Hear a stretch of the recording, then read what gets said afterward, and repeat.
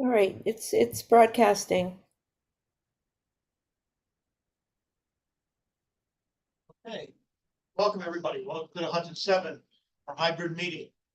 Thank you for joining us today for our regular monthly meeting. Today is Wednesday, May 8th already. Hi, Rebecca.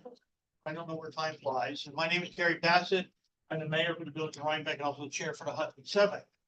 Our Hudson 7 hybrid meetings will be live streamed on Hudson 7's YouTube channel. If you're watching, you can see us right now live. And the public is advised to subscribe to this channel. Our in-person meetings are held here, the Poughkeepsie Water Treatment Plant at 3431 North Road, Poughkeepsie, and public comment is allowed both in person and remotely. Please visit our website, learn how you can provide public comment by visiting www.hudson7.org and visit the meeting page. On attendance tonight, we'll go around the room. We do have a quorum, so we have enough voting members. Again, my name is Gary Bassett, Mayor of Rhinebeck. Rebecca Edwards, Town Supervisor, Town of Poughkeepsie. Richard Distil, planner, City of Poughkeepsie. Oh, welcome, Richard. Ann Shushin, Board, Town of Poughkeepsie. Linda Jarrell, Hyde Park. Danielle Freer, Supervisor, Town of Esopus. Eric Weinstein, Climate Support Committee, Hyde Park. Hello, Nick Butler, Fort Ewing Water Superintendent, Town of Esopus. Randy Allstat, Water Plant Administrator, Poughkeepsie Water Treatment Facility, Technical Advisor to Hudson 7. Connie Zanubili, Laboratory Director here at the Water Plant, Poughkeepsie, Technical Advisor. Thank you. Okay. So we have a quorum, did roll call. I'd like to make a motion to approve the minutes from our last meeting. Gary, you have members too on Zoom. It might be good to introduce everybody here. I forgot about all you people up there. So Rebecca, we'll start with, we're going to start in the upper left corner. Okay, Rebecca Martin, Source Water Protection Coordinator for the Hudson 7. Emily, you're next in my street. Emily Svensson, Technical Advisor. Devin, Devin Rigolino with Dutchess County and Vice Chair. one and only Dan Shapley. Thank God. Technical advisor and with Riverkeeper. Hi. Ben. Ben, are you there, Ben? You're muted, Ben. I think he's. I think He's also frozen. not moving. Oh, it's frozen. He's frozen. Ben Gannon, Ulster County. Yep, and I think Ben Gannon is our new. Yeah, Ben Gannon, Ulster County. Yes. Yep. Oh, very good. Yes. Thank you for joining us. Russ. Russ Gilmore, Town of Lloyd. Hey. Shannon. Shannon Roback, Technical Advisor, Riverkeeper. Mike. I'm Mike Forging. I'm the D2 Technical Assistance Provider. And Amanda. Hi, Amanda Laval with Ulster County. Hi, Amanda. All right, sorry, I almost missed you all. So now I'd like to go back, make a motion to approve the minutes from our April 10th, 2024 meeting. So moved. You're making a motion, I'm seconding. Yes, sorry. All in favor, say aye. Aye. All right. Next on our agenda. Treasurer's report. Rebecca, do you have Elizabeth's report? I haven't seen it. I do. I can just read Elizabeth's notes into the record that all dues now have been received. So thanks to the City of Poughkeepsie for paying their dues for this year.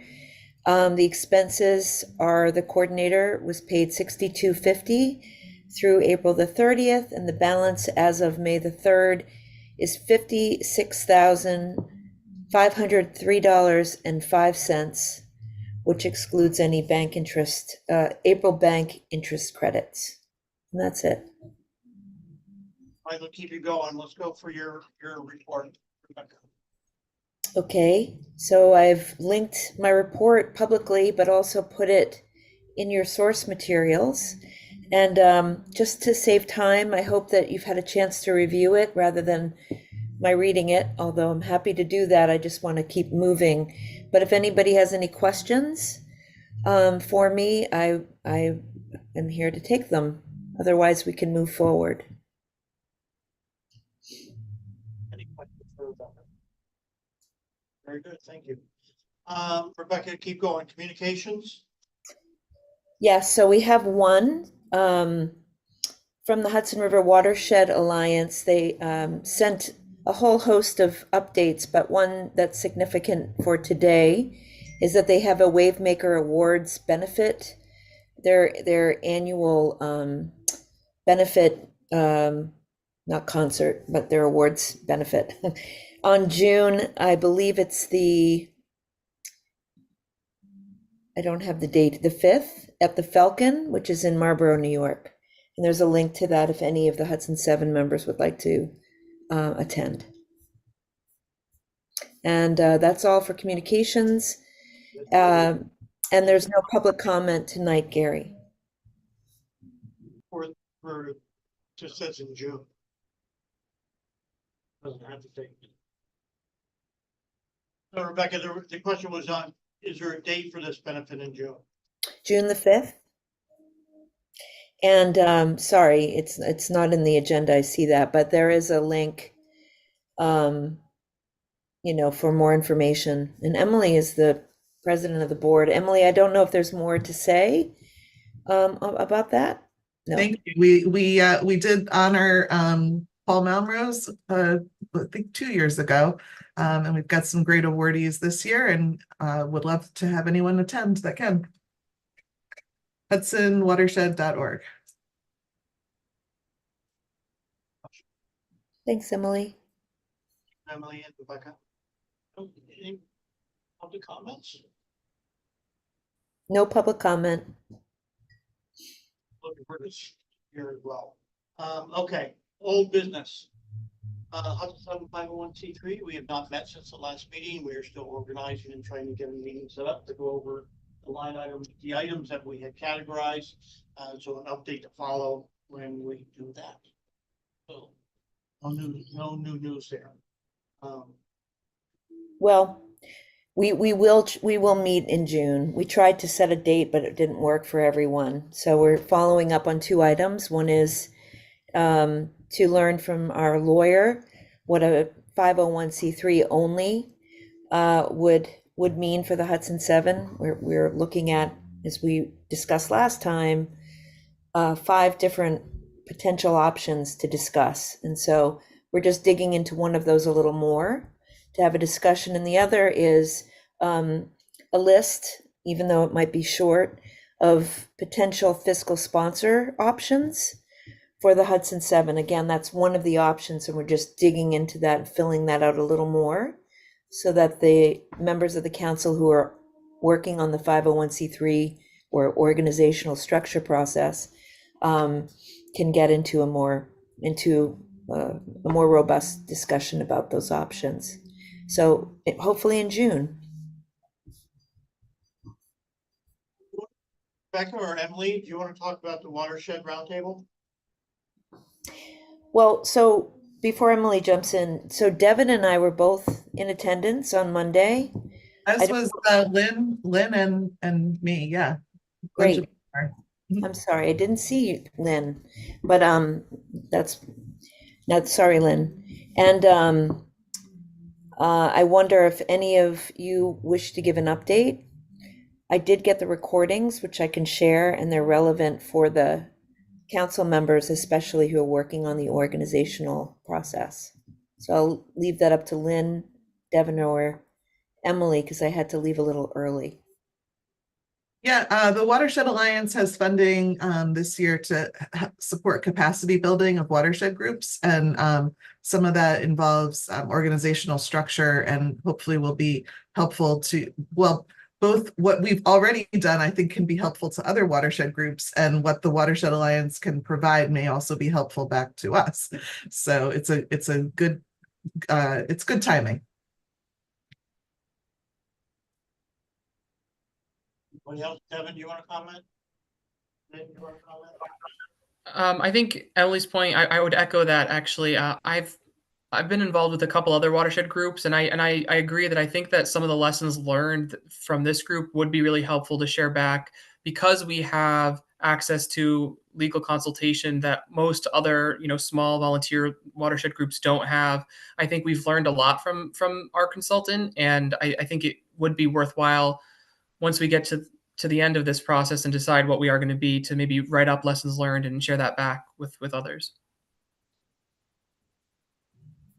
Yeah, and the one thing the Hudson 7 has that most small watershed groups do not is a coordinator, which helps to move everything along. And I've seen it too. It's really a problem when there's a group of volunteers that don't have someone who can help move their initiatives along. So we're lucky to have funding from all the municipalities and counties to keep that going, and Riverkeeper support before that time. Rebecca, you've been really focused on all this as a result of the coordinator. Do you want to talk about the VCB update as well? Sure. So we found out that the third draft 5-year review is delayed again. The EPA, we're waiting on the EPA to release this third draft 5-year review. It was supposed to come out in mid-April, and it's been pushed back to potentially June or beyond. We don't really know.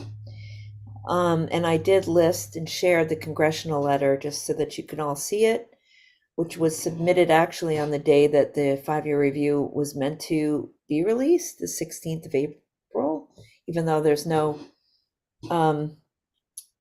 ever real confirmation. We just kind of get information that gives us a sense of when we can expect it. There's no firm date. We're all sort of guessing. But this letter from congressional reps demanding a not protective determination for the upcoming draft third 5-year review from the EPA is a really good letter and might have been the reason for the delay. So we'll wait to see what happens next. Like, why don't you just keep going on the Chippy update, because you've been coordinating that with Paul. Yep. Okay. So last month, the Hudson 7 approved a letter for the Hudson 7 to write and submit, requesting a 90-day public comment extension, period of extension.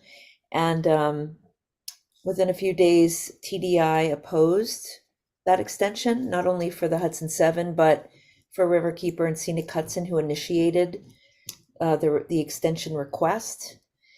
And then recently on May 6th, the PSC denied the extension, but we did get our letter in as requested by the council. We're currently drafting a public comment letter specifically for the Hudson 7 in the case that we can identify any global concerns that the Hudson 7 would want to voice in on during this 30-day public comment period. It's nearly done, and I'll get it over to Gary and the executive team to review and to decide whether or not we're going to submit it. And the deadline is Monday, end of business. So hopefully we can finish up by Friday and just put it in the queue and get it ready to go. Finally, there are different funding sources that are available to stakeholders in the Chippy with the Chippy project, but one that we found recently while digging around and looking for materials was something specifically for disadvantaged communities. And I've put it in, it actually came forward during the Tier 4 credit process back in 2022, which the Tier 4 were the credits that were provided to. There was one of 7 developments that were vying for these public credits, energy credits for their project, and Chippy and Clean Path were awarded the Tier 4 the credits for their projects. So there's an Article 7, Section 12.04, et cetera, the Green Economy Fund that's available for disadvantaged communities, which in the Hudson 7 includes Port Ewan, Poughkeepsie. You all know who you are. I just pulled it up today to see. I think Hyde Park is a disadvantaged community, and Rhinecliff actually if this list is correct. So you might be interested in looking at that and seeing if there's funds available for you. And that's all. Could I ask a question? So, Chippy representatives met with the city and town of Poughkeepsie a couple of days ago. And I'm very confused by the proposed funding streams, which include the conversation they're having. And I've talked with Gary about this as well, Randy, the pilot with the county. And then there are school districts and there's proposed, they start at the beginning of their meeting said, there are 5 water companies in the county of Dutchess, which made me even more confused. So, is there someone who's helping to track sort of what these various proposed revenue streams are and for whom? They were confused about the difference between the city and the town of Poughkeepsie, for example, as well as the joint water plant. So we have multiple entities here. So I'm just trying to figure out whether there's someone who is helping municipalities navigate this conversation with Chippy or have done research on this. It sounds like you're digging into those revenue streams as well. And I think we, as I mentioned to you the other night, we should get together and talk about this, especially from what's on the Dutchess side. See what's going on. So I will set that meeting up. And that's for municipalities that Have water plants. have water plants. Correct. And that's only for water plant municipalities, but it includes a joint water treatment plant. It's shared. Yeah, don't get confused by their titles that they have in there, because they're totally all wrong. Well, it was unclear to me what was a matter of, Hudson 7 municipalities, those that draw water from the river, or all of those that are adjacent to the river, or all of those. I mean, where do the school districts fit in? Where does the county WWA fit? I mean, is that because of Hyde Park? I'm just confused about the different streams there. Yeah, so let's get together and try to list all those questions and try to figure that out. I think that's the best way, because I think there's lots of questions around it as well. And is there any organization that's helping municipalities navigate that? No. Okay. Not that That's I'm my aware, answer. That's my, unless somebody else says, I'm not aware of any. okay. And I then, thought this would be a good place to ask. Right. So it It sounds is. like the answer is no. because there's separation between what municipalities have to do and what Hudson 7 has to do. Yes, yes. Thank you. Okay. Any other questions? Hey, Mike, how about an update on the DWSP 2? Hey, yes. So not too extensive of an update, but we have our next subcommittee meeting on Monday, this coming Monday, the 13th at 2 p.m. I sent out some write-up draft sections of the report for stakeholders to review on Monday. And if you have any feedback or comments, just send me an email or we can talk on the phone and you want, and I'll update that. I'm also hoping to have this plan submitted to the state for review within the next few months. So during our next meeting, we'll kind of set up a timeline to move forward, but I'd like to kind of get this moving and set in stone. So yeah, a lot of progress and I'm excited for the meeting. Mike, what's the deadline for the comments on the draft that you just circulated? Just so we have it in our minds. So I was hoping to discuss it during the stakeholder meeting. I was just going to pull up the draft and go through a couple of key parts that I know will be a point of discussion. And so I guess by Monday, send me comments if you can. And if you don't want to send me comments, that's fine, but just we can talk as well during the meeting.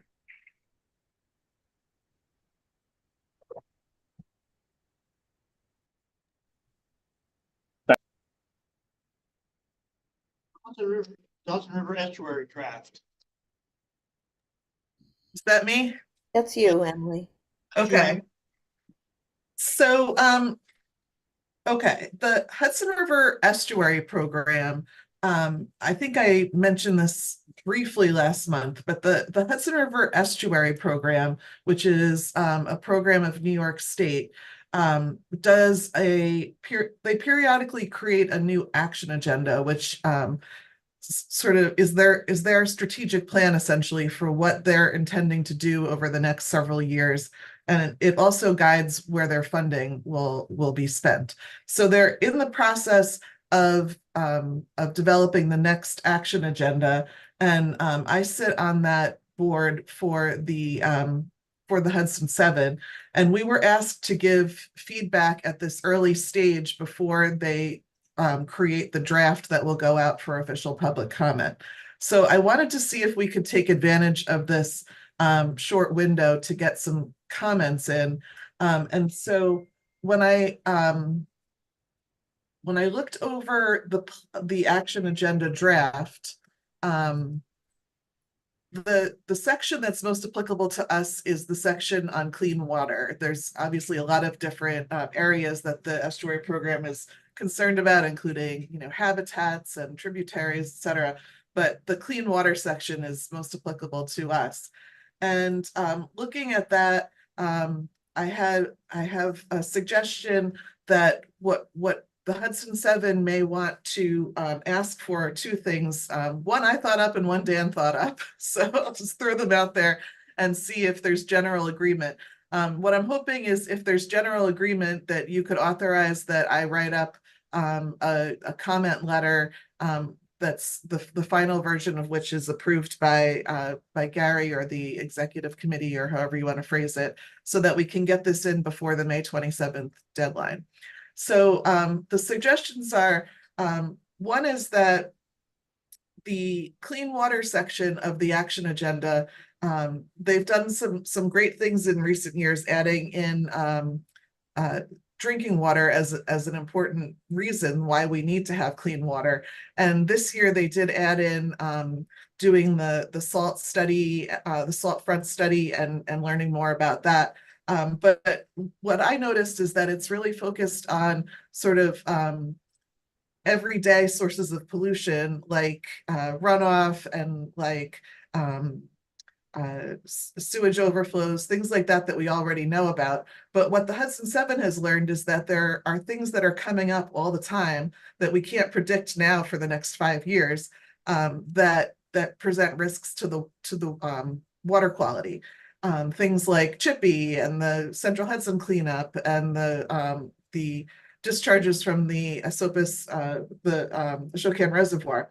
So my thought would be to suggest that they, in their action agenda, recognize the need for ongoing monitoring of actions occurring in and near the river that present potential contamination risks, and commit to facilitating the analysis and management of those risks. I think if the estuary program could take more of that role or recognize the need for it and support us in doing that, that would be really beneficial.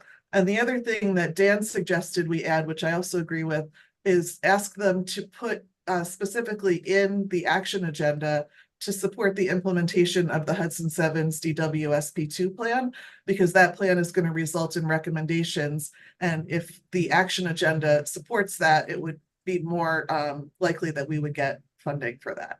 So if anyone else has comments, we can discuss it now, or my request is to authorize me to draft and a smaller group to approve submitting these comments, and perhaps some other minor things that Dan said he might have a couple other smaller items to add. Yeah, I was hoping if we authorize this, which I hope you will, just to leave the window open to, as I'm just still going through the plan, and I think we might have a couple of their ideas. And just one, for instance, is seeing if we can get that remote buoys that provide water quality data now in the region. If we can, get an action item that makes that data more useful to the water plant operators in order to make management decisions, and get that, something like that written into the plan as well. So I think there might be some other ideas like that bubble up as we're looking through. So if we could authorize the comment letter with some flexibility to see those opportunities, that'd be great. And again, this is a very early draft where the final draft is then going to come out for another round of comments. So if we have details, we could always add them at a later stage. But I think now is the time to get any big things on the table. Heck, I was glad to see that you mentioned the salt front intrusion and also DWSB two. But I was also thinking about the anchorages, even though there's a ruling, but to make a statement about it in the book, in that. Yeah, we could include that. I, in my mind, that's like one of the things that, that we can't really predict what these different proposals are going to be that come up over time. And just asking for support in keeping an eye on those things and acting when they do come up. We could add anchorages as an example within that category, I think. And I was specifically thinking of the Hyde Park anchorage as a risk to our drinking water. Yeah, thanks, Gary.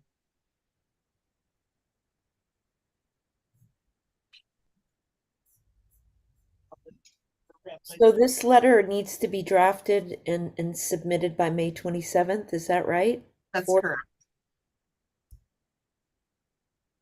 I'd like to make a motion that we authorize Emily to draft a letter for review, and then we can circulate it and hopefully get everything done by the 27th. Second. Lynn, second. Any discussion on that? All in favor, say aye. Aye. All right, Emily. Thanks. Your suggestions sound great. Thanks. All right, Gloria Sopus. Do we have anything from Paul? No, And you just mentioned Anchorage. I don't think there's any updates that I've seen on the anchorages. Based on not since last month. So let's talk about the water treatment plants. Becca? Your committee? Nick and Randy, Dottie, do you want me to give just a quick overview of our last meeting? Sure. Okay. So Nick, Randy, Dottie, Paul, and myself met on April 16th at the Poughkeepsie Water Treatment Facility this time. It was a great meeting. It was a couple of hours long. There was an overview that was provided of the Hudson Seven's work on the Chippy cable while discussing the EM and CP for 19B. One of the items that came out of this is that the water treatment operators from Poughkeepsie discussed the potential of launching a drone to follow the jet plow down the river within the Hudson Seven's drinking watershed when the cable is being laid, which was a great idea. More discussion will ensue for sure. We discussed educational opportunities that would be unique to water treatment plants, creating drinking water from the Hudson River. And today we actually sent out the survey that we've been working on. A special thanks to Dottie for all of her support in helping me to get that out. And we sent it to water treatment plant leadership to send out to all of their staff to get feedback on what sort of classwork would be helpful. And we will try to do an educational opportunity for water treatment plant staff yearly that will include credits. Dan, thanks for your email today. I haven't had a chance to review it, but I will, and I appreciate that feedback on educational opportunities, and I'll share it around with everybody. We also discussed the Hudson Seven's first annual Water Operators Appreciation Week that is happening May 28th, 27th, through the 31st. We're starting the process now of interviewing each of the water treatment plants, have selected one of their staff to be highlighted, and each day we'll do that starting on Monday the 27th, which is really great, and there's a lot of enthusiasm for that. And we'll be sharing that on our blog, and I'm hoping that we can open a Facebook account this month to promote those blog posts and the event. Randy has agreed to offer a tour on Friday the 31st from 10 a.m. to noon, which is our 6-year anniversary. It's the day.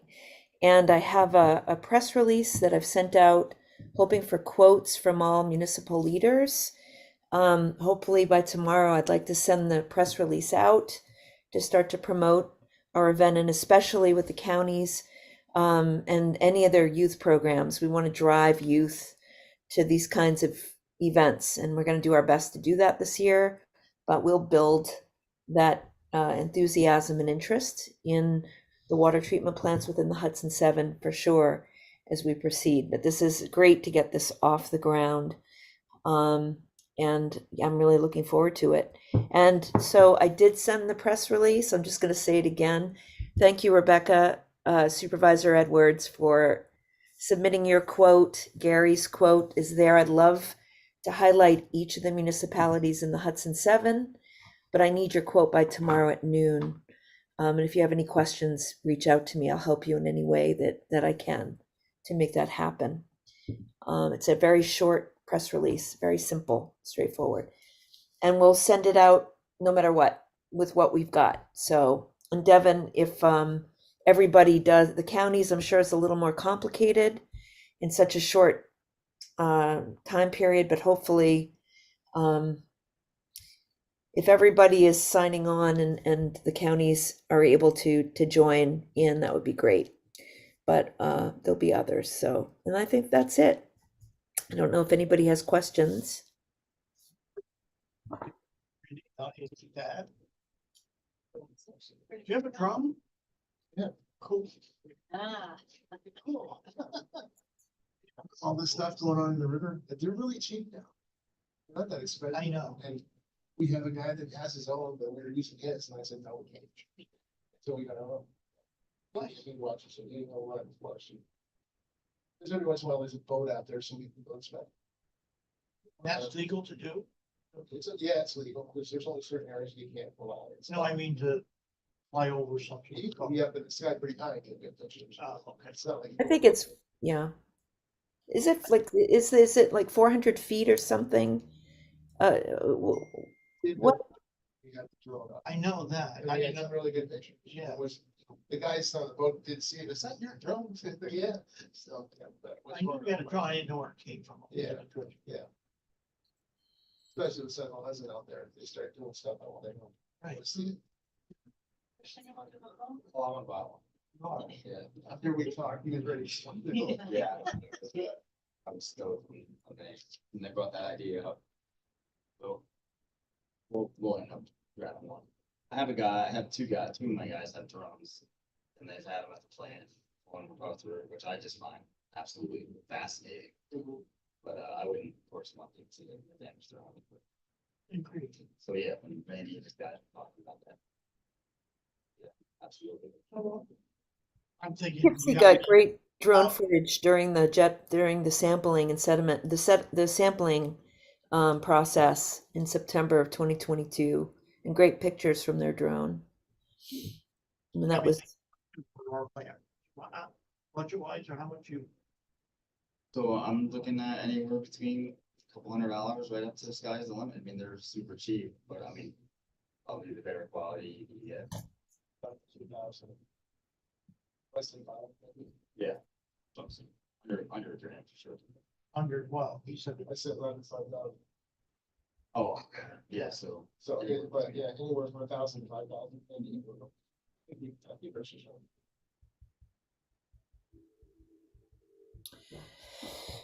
Weather's the only thing that would keep it outside.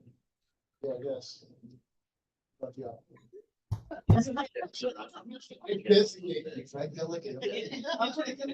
Yeah. I like it. I like it. Yeah, I think it's great. Brian would like it too. I know you would. Yeah. Yeah. It's just a great all around tool, no matter what's going on there. Over the other day, we got concerned about our suspended solid snake out there. And the issue is it's leaking on top. When he took his drone out, we got pictures of all the holes in the top of our tank. And if you get really nice, it's very visible. Yeah. Super. You know, we used to use them in my classes and stuff like that. So we could actually measure a roof down to a quarter of the inch. Yeah, so, pretty incredible. Nice. Okay. Anything, is there anything you guys need from the council to continue doing like this program? Hey, Gary. there's a there's just two other things for the water treatment plant committee. Sorry that I just wanted to add when there's an opening. Yeah, go ahead. One of the other things that we discussed was whether or not the water plants could compile data from Plan Influent that shows PCB concentration, which Shannon had raised during her presentation last month, going into facilities in preparation for the 5-year review public comment period when it begins. And I don't know where we're going to continue to discuss that. There's certainly no urgency there because the 5-year review is delayed, but that was discussed. And we are going to meet again in June. I think what we'll do is meet following the survey. The survey deadline is June 15th. So I'll reach out to everybody to set up another meeting after that so we can look at all of the responses and, continue to move forward on that. So that's the end of the water treatment plant committee updates that I have. And then I have one new update on lead and copper rule improvements. Okay, all right, so let's go into new business. Any other old business anyone's had? Yep, one more old business. What's that? We got a communication from Paul Melrose regarding the lead and copper rule improvements that the Biden-Harris administration announced $3 billion for lead pipe replacement to advance safe drinking water as part of Investing in America agenda that would be of interest. He sent it to me and to Richard from the city of Poughkeepsie. But if you'd like, I can share that EPA announcement with everyone else, unless you've already received it. Just want to make sure you've seen it. I have not seen it. All right, I'll send it around. And that's it for old business, Gary.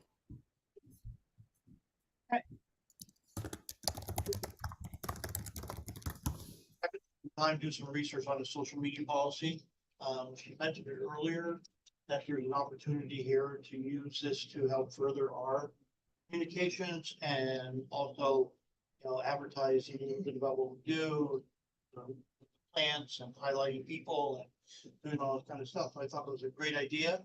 She did some research. I'll let Rebecca talk about the research she did and we can discuss. So Rebecca.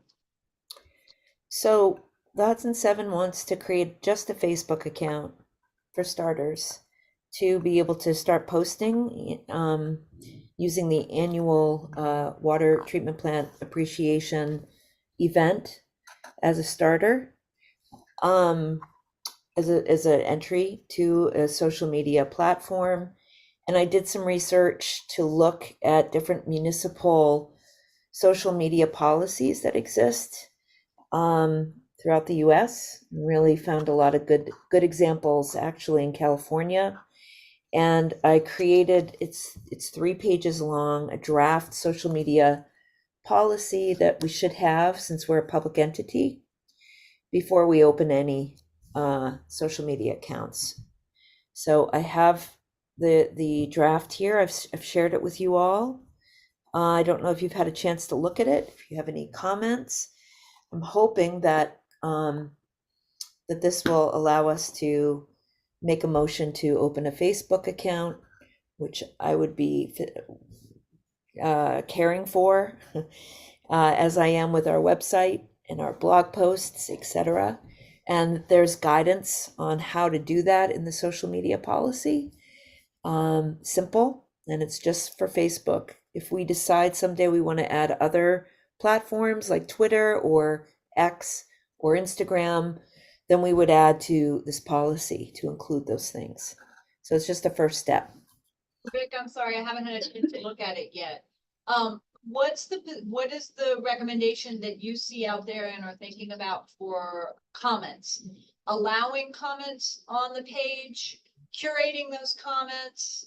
That's the area, the town of Poughkeepsie is wrestling with this as well. And we are stuck in that area where, you want to make a long list of different kinds of offensive comment that you would like to take out. But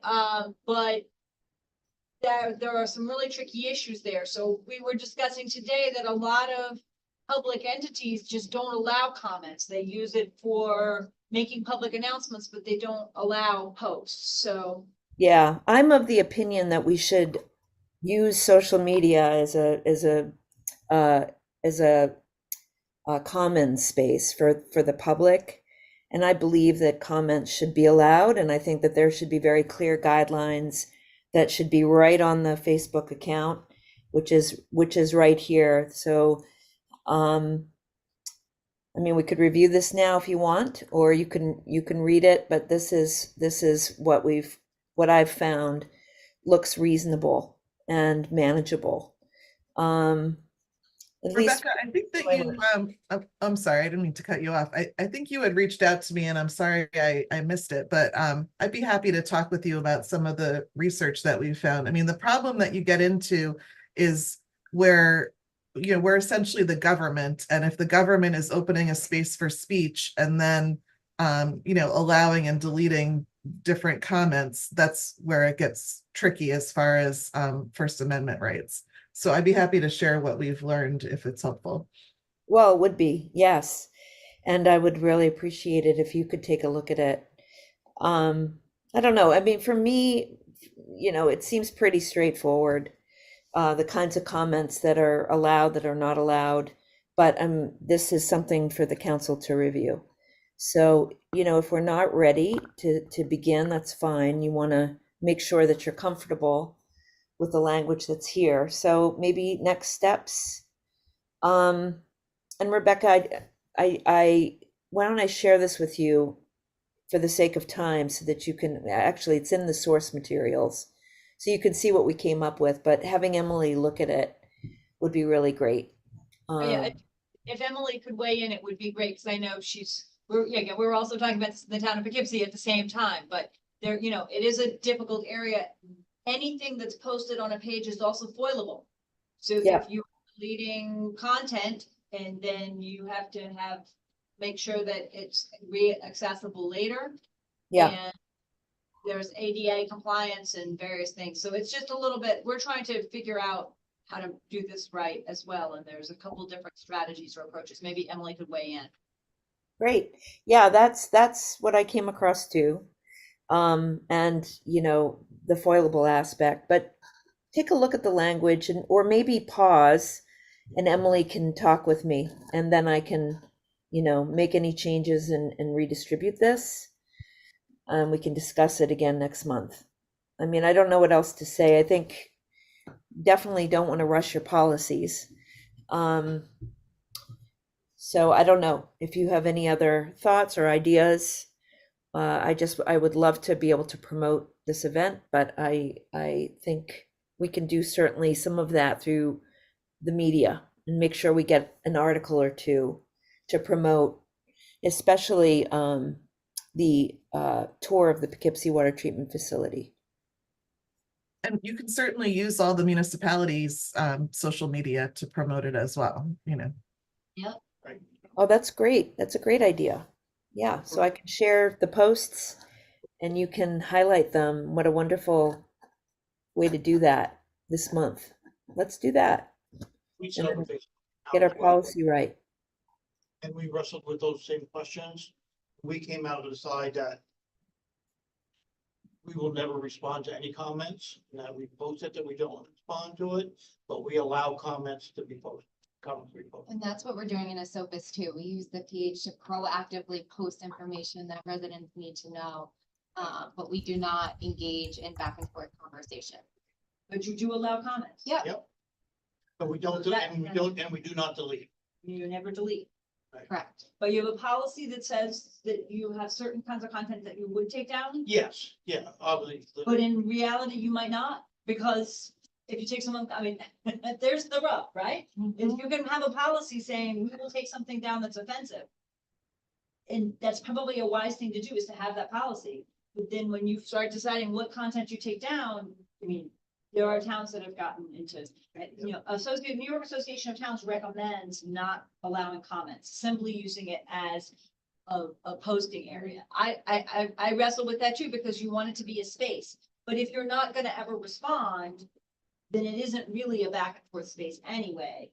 You know, if you're going to allow, I mean, it could be a space among town members or whatever, but. You just put a note on there saying if you want to comment, send it to this email address. Well, there is that in our social media policy. It does outline when to contact the Hudson 7, our Gmail account, and when not to. I mean, if there are questions about like clarifying questions, like what time is the event or the time of the meeting, I think it's reasonable to respond. If you have the capacity to do that, which is, but I don't know. It seems like a trend these days that a lot of municipalities are removing comments from their platforms and just posting out. So it is something, right, Rebecca, that everybody seems to be discussing and wrestling with. I would argue that an organization like the Hudson 7, though, would be more of an informational page and kind of like an avenue for people to go and find out more information. So I see it as it's different than a local municipality. Yes, it's made up of local municipalities, but I think we should have a think about using the social media pages too for educational purposes. And by not responding, you're not really helping people to learn more about what we're doing as an organization. Right. And we could be driving people back to the website. I mean, that would be the goal, is to get everybody, to be able, because we want people to know who we are. And we want to do more outreach eventually. We're going to get to the point where that's going to be really important, especially with the DWSP2 plan and all of that. So this is sort of the start of it all. And I agree, Danielle, I think that's important. It's one of the goals that the Hudson 7 has identified. But, for now, we are what we are, and we want to be careful. It's great to start with good policy. And I'm glad we're where we are now, and we're moving forward with this, and we'll get it right. And Dan has his hand raised. Yeah, just one thought on this. I mean, in general, I like the idea of having space for back and forth, and that's what social media is sort of about. So it's one of its values. But I'm just imagining scenarios, and I think one to be conscious of as you're making this choice is, the moment when the most conversation is going to happen is when something is, causing an issue of concern. And so that might also be the time when your coordinator is the most busy managing, other things. So when you're going to need to manage the communication feed might be the same time, of high work intensity. So just to kind of think about the maybe extremes as well as the everyday as scenarios to manage around.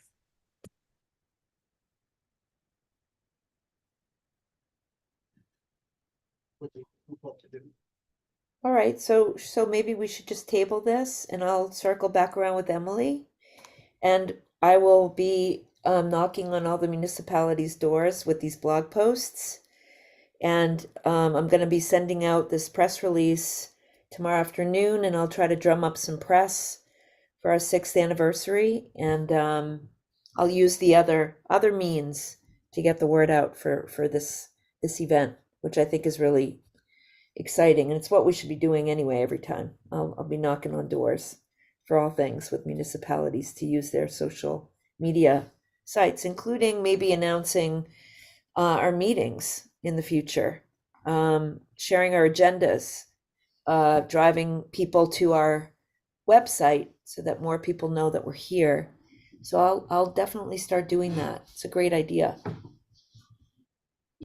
All right, so we're in agreement that we're going to hold on this for a month unless more reviews.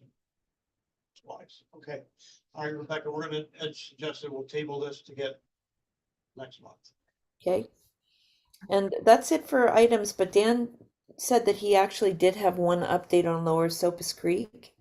Yeah, and also just as you're thinking about partners to help amplify the content you're talking about, come to Riverkeeper too, and we'll, I'll work with our communications team to try and see that shared from our accounts as well. Thanks, Dan. Yeah, on the lower Sopus Creek, as you know, the primary issue for the Hudson 7 has been the, occasional release of very muddy water, turbid water from the Ashokan Reservoir, which comes down the Sopus Creek and then affects the intakes for the Hudson 7. And the New York City Department of Environmental Protection is the agency that manages the reservoir as part of the drinking water supply for New York City. And it has recently been previewing a protocol, I guess you'd call it, for managing the reservoir system differently based on some of the recent upgrades it's made, major, multi-million, billion-dollar type investments in the aqueducts. And that is it. The DEP says that is going to allow it to consistently release only high quality clear water from the Ashokan to the Esopus. So we still need to see the details, and we'll need to watch, make sure that is in fact the case. But if so, it would be a real improvement for the communities along the Esopus as well as the Hudson 7. So stay tuned, but a good indication based on what the city agency is starting to talk about. That would be a real win for the Hudson 7.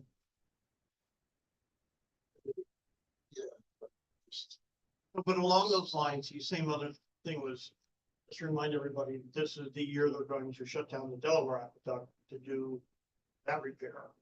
And it's going to force more into this channel, this stream. So that is a huge risk to everything coming down the river as well. The fact that we have communication now with DEP and that Paul's been really getting a lot of responses from them is great. Because typically before the Hudson 7 was formed, nobody told anybody about anything they did. But we have a seat at the table. Yeah, I know, it's very nice. That's good. Yeah. We just can't abuse that seat because it'll shut us down. Yeah. So this is, again, I'm a sort of newcomer question here, but I have heard from town of Poughkeepsie residents associated with the Pirate Canoe Club, who were saying they're seeing a lot of silting and issues with river, and we're asking for information, asking if there's someone who can give them more information about what's happening to the river, which I thought was a really good opportunity to kind of connect with them. How should I, is there someone with Hudson 7 who could, go with me to talk to them, or I could refer them to? That guy right there, Riverkeeper. Well, I was kind of hoping that was gonna be the answer. Yeah, Dan, I'm pointing at you because this question really comes into mind, all the monitoring that Riverkeeper does on the river. Yeah, I'd be happy to help with a meeting. I think just my understanding is that a lot of the boat clubs and marinas are dealing with the issue of sedimentation that's kind of making it too shallow for their boats over time. It's not the mud that's coming out of the Esopus Creek is not the cause of that. There's just a lot of other turbidity in the system. But it would be good to connect and hear what's going on there. It's been a long running issue with a lot of the boat clubs and marinas because they're also, as we know, is contaminants in the sediment. So it gets very expensive to try and do the kind of maintenance dredging that a boat club or a marina might otherwise want to do, because then the dealing with the contaminated sediments is expensive. Thank you. That comparative perspective might help them, and I'll reach out. Thank you. Sure. Any other business? Hearing none, I'd like to make a motion to adjourn. Second. Second. All in favor, say aye. Aye. Aye. Well done. Thank you. 5-0. Thank you.